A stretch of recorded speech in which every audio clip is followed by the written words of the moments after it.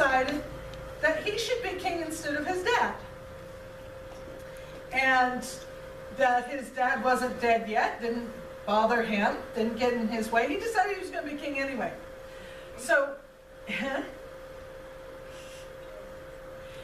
he would sit in front of the city, in front of the gate, and when people would come in, because they would come to the city that David lived in so they could go to him and have him decide matters when they had an argument with someone.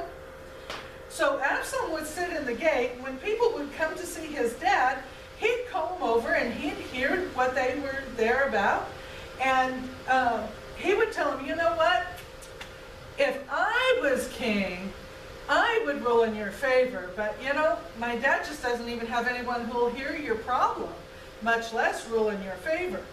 And he did this for long enough that he got the entire country, or at least a big part of the country, liking him better than his dad. So, the day came that he arranged all ahead of time. He went to a different city, to the city of Hebron instead of Jerusalem, and he had a bunch of people blow trumpets and to yell that Absalom was king now. He just declared himself king. And he got his people all around him, and they started marching to Jerusalem. David heard what was going on, and David wasn't a stupid man. He turned to the people around him and he said, you know what? I think it's a good time to go camping. Let's leave town right now. So they got all gathered and they ran off.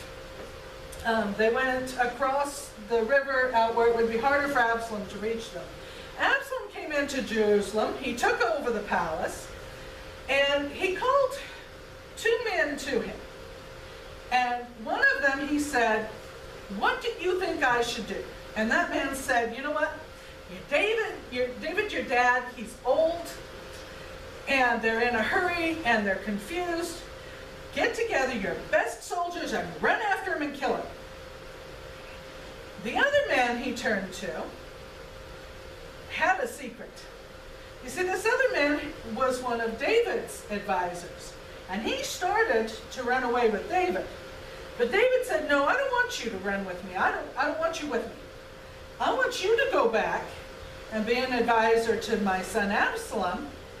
And because I know his best friend, the one who said go kill David, he gets good advice. So I want you to go and see if you can counteract his good advice. And then I want you to take word to these other people we know and have them come and tell me what's going on. So I want you to be a spy, is what he told them. So the second advisor said, whoa, you know what, Absalom, your buddy here, that was bad advice. Because your dad's not stupid. He's an experienced war man, and he won't camp with the people. And you'll get out there after him, and he'll jump out of that ambush, and he'll kill all your people, and your whole people will be scattered, and you'll lose. Now, the first guy's advice was the right advice. But Absalom decided to take the second guy's advice. He was just a little afraid of his dad. And so he said, okay, that's what we'll do. We'll wait till we can gather all of Israel together and have the whole army, not just a select band. That'll take time, but we'll do that because you know, my dad is a good warrior.